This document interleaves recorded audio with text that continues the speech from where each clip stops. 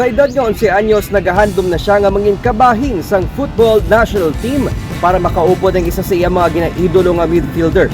Sa lamharon niya nga edad, kabahin siya sang Dolphins FC nga magabiyahe liwat sa abroad para mag-compete sa pinakadako nga liga sa Asia. Aton kinalahon ang Little Paulo Bugas sang San Carlos City sa sining episode sang Bida sang Liga.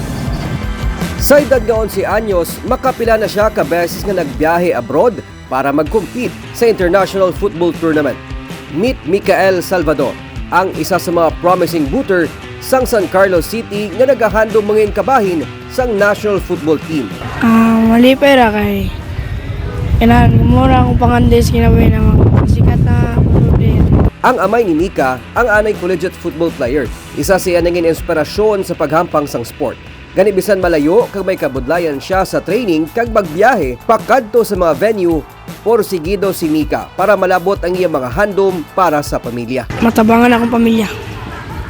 O makadula ko sa lain pagawas. Ug mag-eskwela.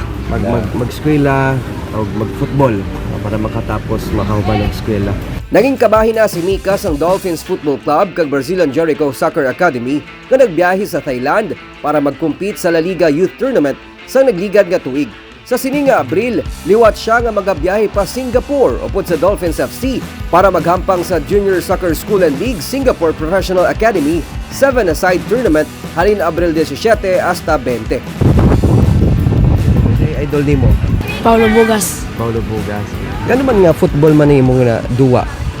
Okay, mo man na sports akong papasa na.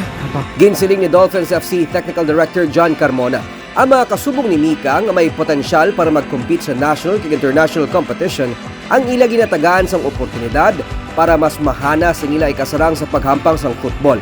Micael, very potential player, upcoming, very young, naka-play na international now. He will go again to JSL in Singapore.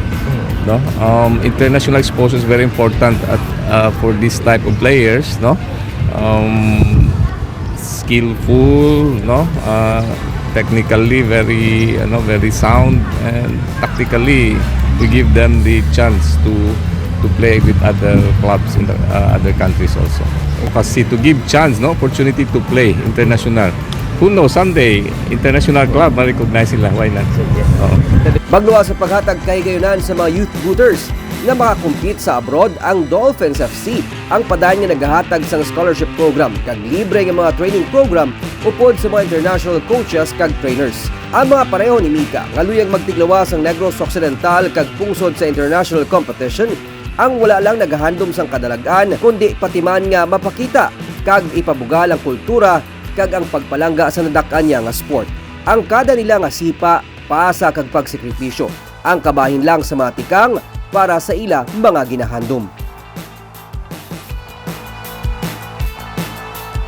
Time out kita na sa mga issue kag problema. Kag saksihan nato na mga highlights kag maaksyon yung mga pahampang pati na mga istorya sa mga paghimakas kag kadalagan sa aton nga mga lokal nga atleta kag mga legend sa sports. Dili lang kundi all out ang aton mga bida sa liga.